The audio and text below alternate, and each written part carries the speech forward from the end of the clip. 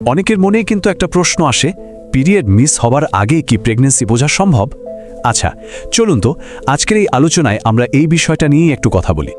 সাধারণত আমরা কি জানি যে পিরিয়ড মিস হওয়া মানেই হয়তো প্রেগন্যান্সির প্রথম সংকেত, কিন্তু শরীর কি তারও আগে কোনো ছোটোখাটো ইঙ্গিত দিতে শুরু করে? আজকের আলোচনা কিন্তু ঠিক এই ব্যাপারটাকে নিয়েই। আর আসল উত্তরটা হলো হ্যাঁ, শরীর কিন্তু অনেক সময়ই বেশ আগে থেকে কিছু না কিছু সিগন্যাল পাঠাতে শুরু করে। কারণ ফার্টিলাইজেশনের পর থেকেই শরীরে হরমোনের একটা বড় পরিবর্তন আসতে শুরু করে। আর এই ছোট ছোট সংকেতগুলো ধরতে পারলেই কিন্তু একটা প্রাথমিক ধারণা করে নেওয়া যায়। তো কি সেই সব লক্ষণ যেগুলো পিরিয়ড ডেট আসার আগেও দেখা যেতে পারে? চলেন সবচেয়ে কমন কয়েকটা লক্ষণ সম্পর্কে একটু জেনে নিই। মূলত 3টে প্রধান লক্ষণের কথা বলা হয়। 1, স্তনে কিছুটা ব্যথা বা একটা সেন্সিটিভ ভাব আসা। 2, অস্বাভাবিক ক্লান্তি লাগা।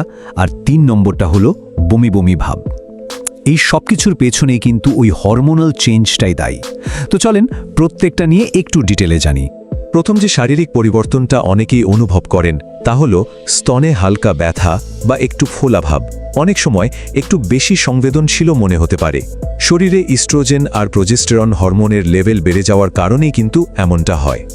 এরপর যেটা আসে সেটা হলো ক্লান্তি। মানে কোনো কারণ ছাড়াই যদি হুট করে খুব ক্লান্ত লাগে, সারাদিন শুধু ঘুম ঘুম পায়, সেটাও কিন্তু একটা বড় ইঙ্গিত হতে পারে। এর কারণও ওই একই, প্রোজেস্টেরন হরমোন বেড়ে যাওয়া। আর সবশেষে হলো বমি বমি ভাব। এটাকে যদিও মর্নিং সিকনেস বলা হয়, মজার ব্যাপার হলো এই অস্বস্তিটা কিন্তু দিনের যে কোনো সময়ই হতে পারে। এটাও হরমোনের পরিবর্তনের জন্যই হয়, আর প্রেগন্যান্সির খুব কমন একটা আর্লি সাইন। এখন কথা হলো, এই লক্ষণগুলো তো একটা ইঙ্গিত মাত্র, এগুলো তো অন্য কারণেও হতে পারে, তাই না? তাহলে সবচেয়ে জরুরি প্রশ্নটা হলো, ফাইনালি কনফার্মড হওয়ার উপায়টা কি?